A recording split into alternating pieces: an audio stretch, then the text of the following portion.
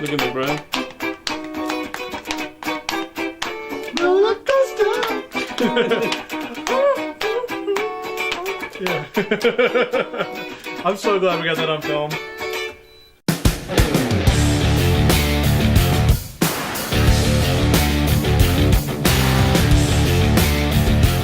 Welcome to the Chasing Tone video show. I'm Brian. I'm Max. And today we have a lot of cool things to talk about. We have, we go through different types of fuzzes, discussing, how the different types sound and kind of work a little bit and how they react different. We have a really cool pedal vault showing a really cool reverb pedal.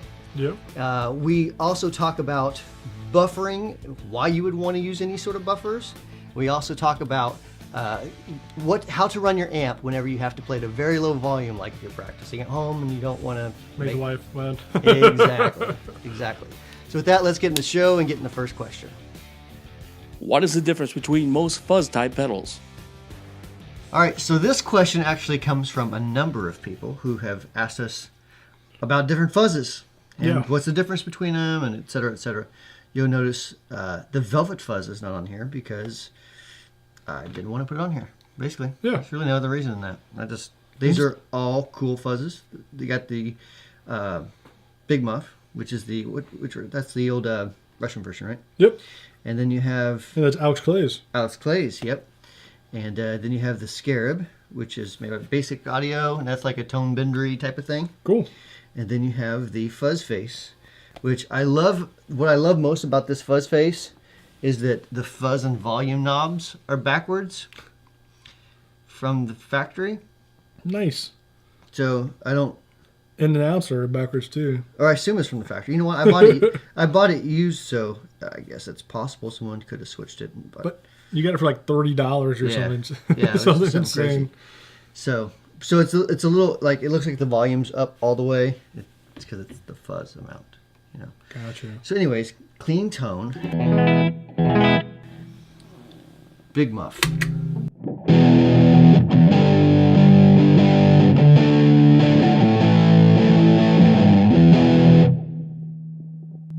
It's a little more, get a little more fuzzy going.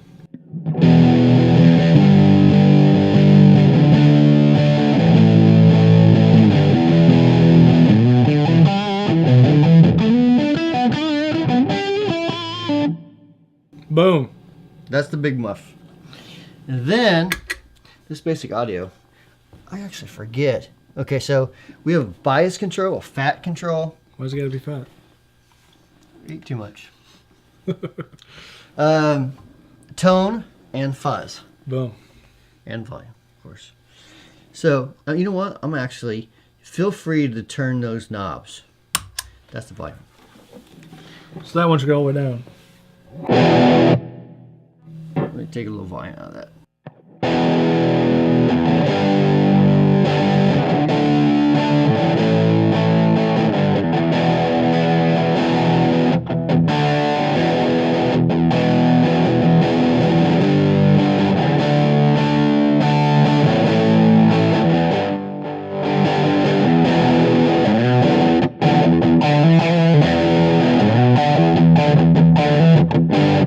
So the bias control is like good for...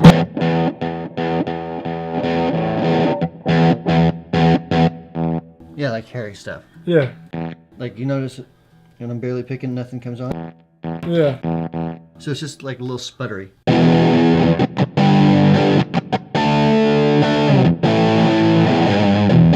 That's cool. Let's see, tone, fuzz. Let's turn the fuzz all the way up.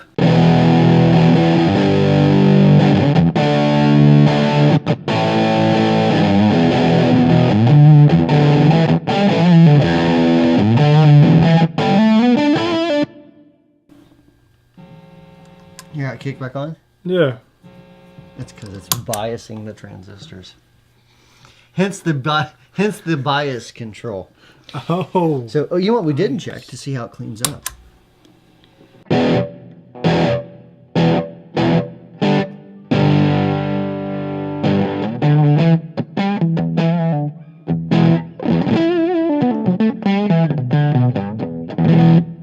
That's cool, man. Let's see the Big Muff here.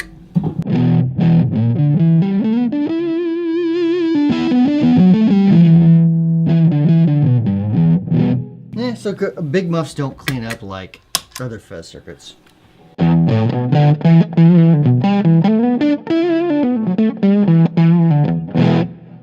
So that's that sound.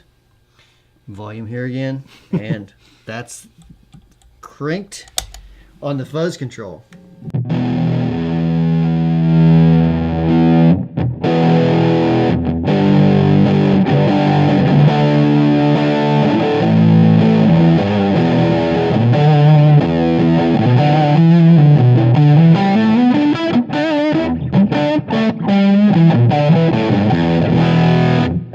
Let me clean it up.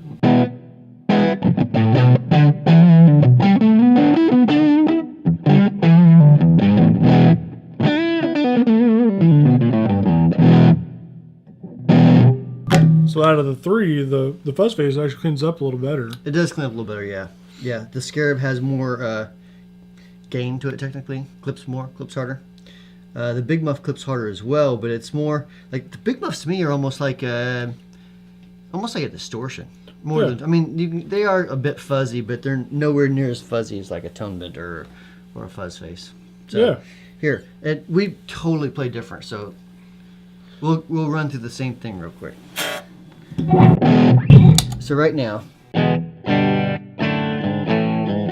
I'll even leave it on the bridge. you can do whatever you want. You want the Ibanez? And I'm good, but thank you.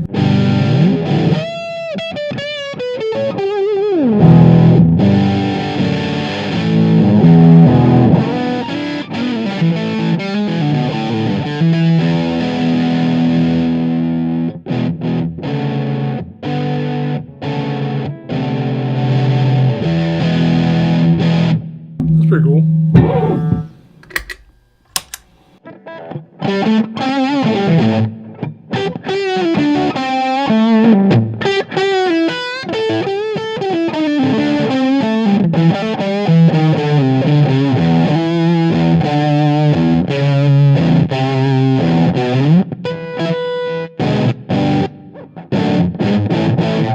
That's pretty neat.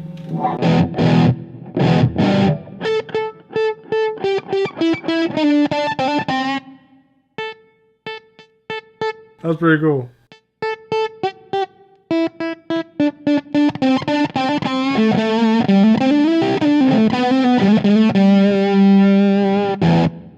That's just that bias control there. Yeah.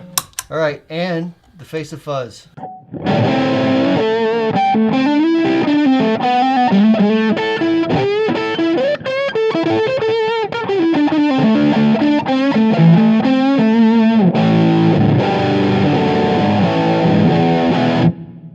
That's cool.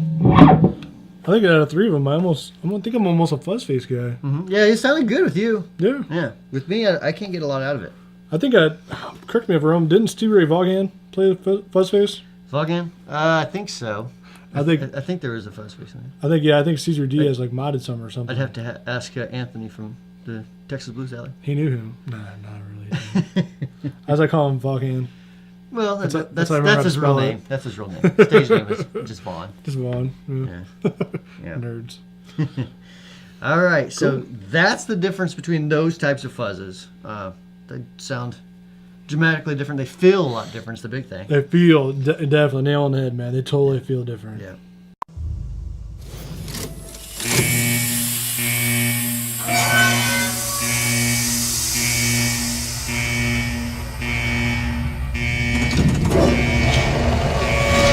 On this week's Pedal Vault, we have the new, I think this is new, right? Yeah. The new Descent from Walrus Audio. New to us, anyways. Yeah. Yep.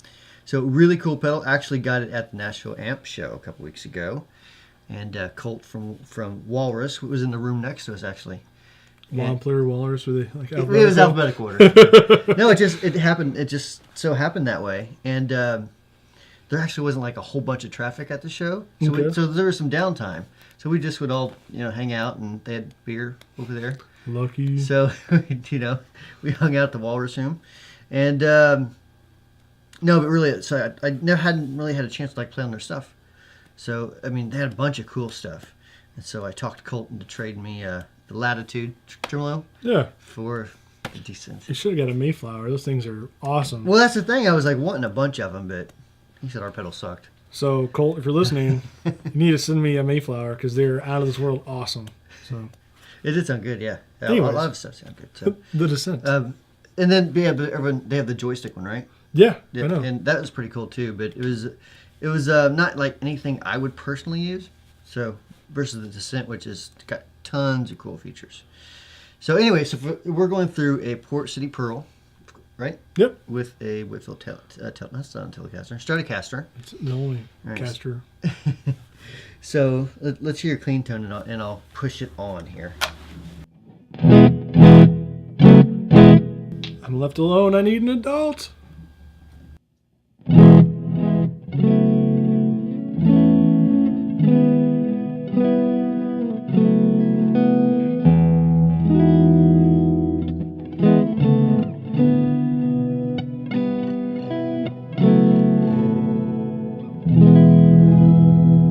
Dude, I love that octave above, octave down thing.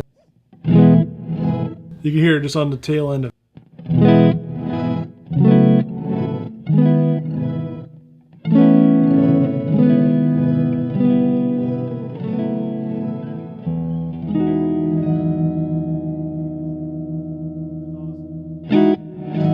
It's a very inspiring pedal.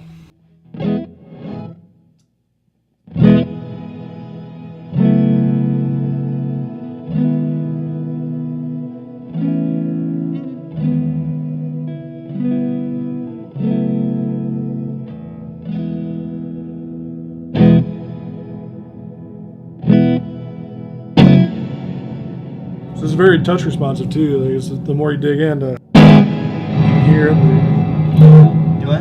So it's very touch responsive. But the more you dig in, like the harder the reverb.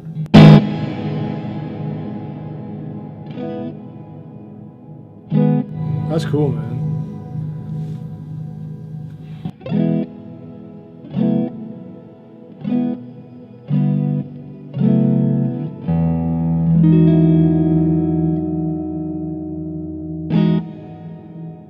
You could probably spend a couple hours, I think, find out about Oh, there's 1,000 different things. tons of different things. So we're on the reverse feature now. I don't know if I'm smart enough to operate this pedal. And you can hear the octaves you can actually control here. Those are cool. I was playing Yeah. with those before the show. Yep. So we're putting an octave down and an octave up.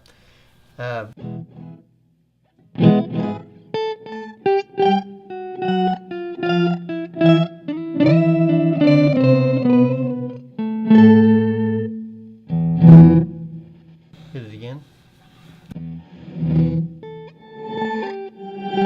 Is that the reverse? Yeah. It's the diminish knob, which changes different features based on what setting you're on. So That's cool. yep.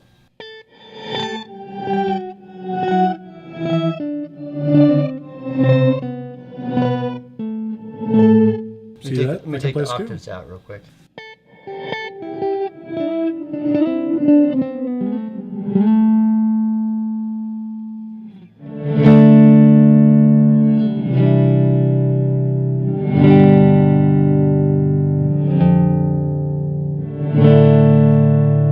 That's still in reverse, though.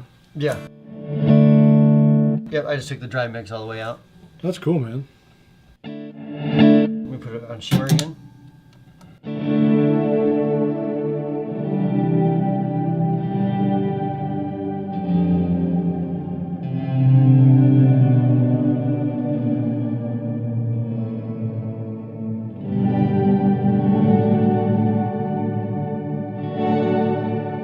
That's cool. It's almost like an organ in the back. Yeah, On the it's- very tail end of it. It's fairly, quite a bit. So, yeah. That's awesome. Pick on it, dude. Show me how it's done. All right. So if it was me, actually, Yeah, don't use my pick. These are I'll use a walrus pick. it goes with the battle. You know, the Won't work without it. pick cost me price of a latitude, but it was free. Yeah. You gotta tell your story on that later.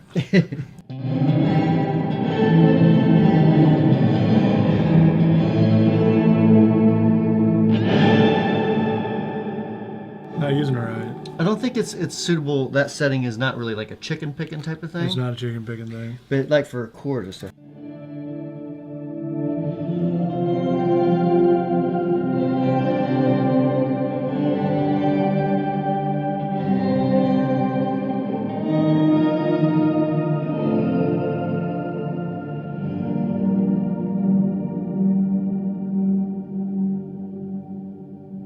analog gear shifter.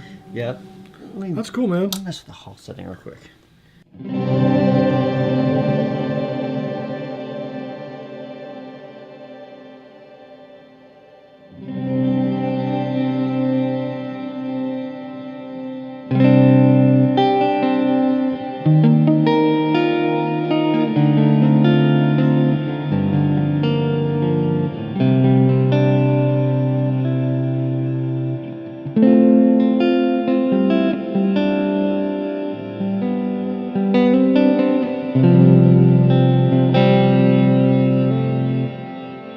I was actually...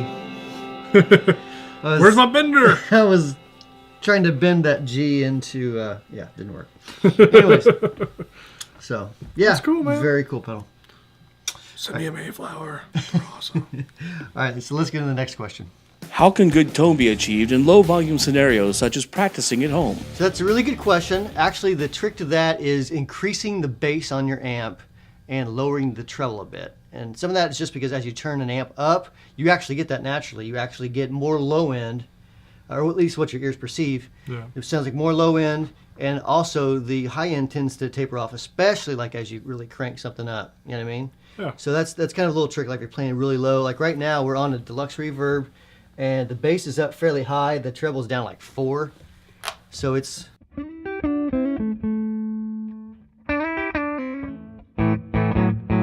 Let me buffer you real quick.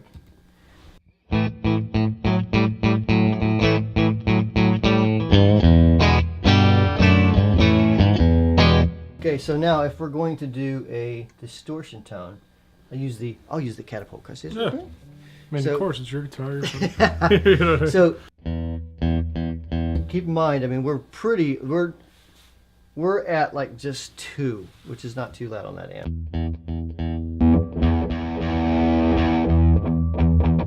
But with the 3-band EQ on this pedal and a lot of other pedals, you can actually simulate that same thing as well. So if you're, let's say you're using a champ at home or something Yeah. with just a treble control, use a 3-band EQ in your signal chain or a distortion panel with more EQ options. So, for this it's got a good amount of bass already at noon.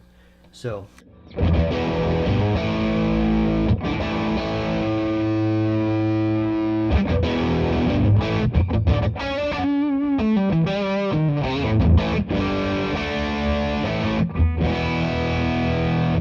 You're still getting all the same punch as an amp that's been cranked up, just a Right. not ear splitting volumes. Yeah. In fact, I may even roll the bass back a bit. Because of course, if you have too much bass, then it's going to be all just sound like you have a big subwoofer attached to it. True. So. Or you can go the really easy route and buy everybody earplugs for Christmas. Yeah, the big soundproof. Yeah, exactly. That's also another way.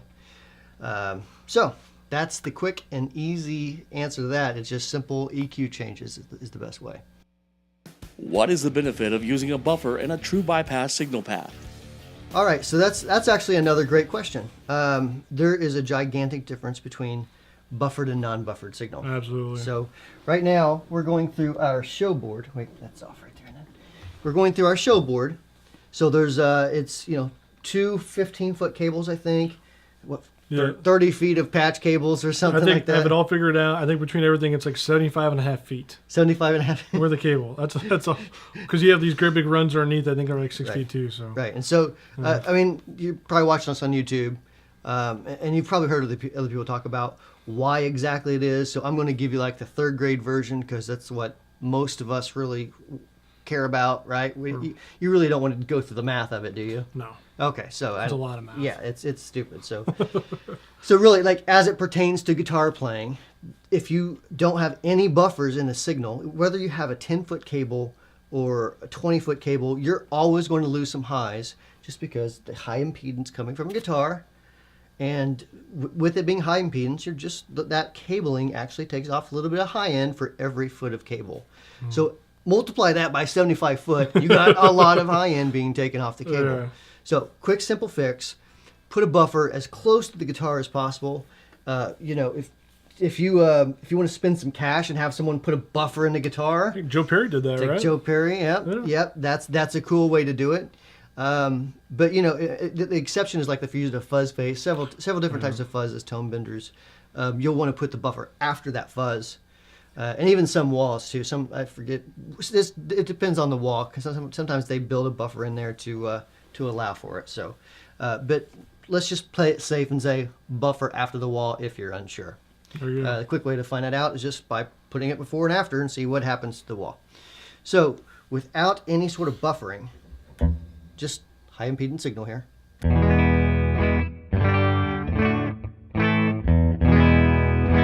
You're on the bridge pickup too, right? And that's the bridge of a Strat. So this is just a buffer. It's not adding in highs. It's just simply not allowing any more highs after that buffer to be taken out. And it's just simply converting the signal into a low impedance, which basically, we've discussed this with Frank Falbo on an earlier in depth for like an hour. So yeah, go back to that one if you want to hear like the really technical version of it. Because yeah, Frank is the guy behind P-Rails and a lot of really cool pickup stuff that's going on in the industry. Anyway, so probably what I'm saying is that's the technical version. So go back to that episode. With it being buffered, here's what it sounds like.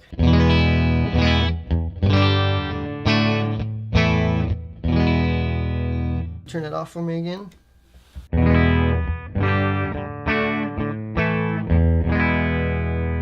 Back on.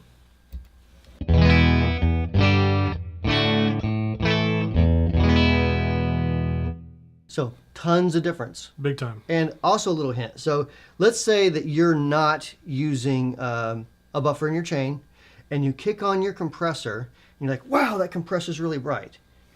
So that's not what it is. The compressor is buffering at the end of it. So I'll turn the blend all the way down on this compressor so it's just clean signal.